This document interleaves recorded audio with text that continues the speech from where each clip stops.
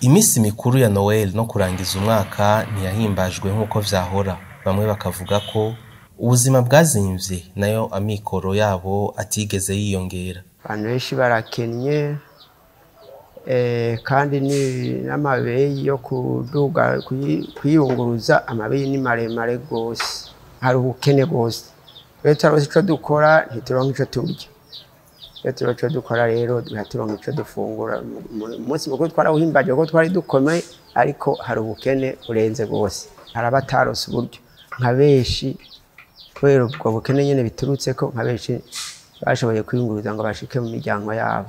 No mu badandaza b'inyama n'ibinyobwa bisanzwe vyiherezwa ku misi mikuru bamenyesha ko atacigeze gihinduka abaguzi batabonetse bishimishije. Muri iyi minsi nta bakiriya twarose, ntabwo bamwe n'ukugara baciye bukara baragenda kubera ibiciro vyaraduze.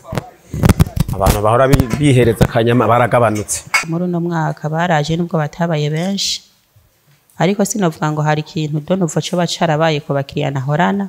Petetre ko bagiye gufungurira imisi mikuru mu miryango iwabo, abandi bakaja mu manza zitandukanye. Uravye abakiriya ngene baje go haragezaho twicara twabarindiriye turababura, ntibana dutelefone ngo turaza, abakozi batangura gusinzira kubera babuze ico bakora.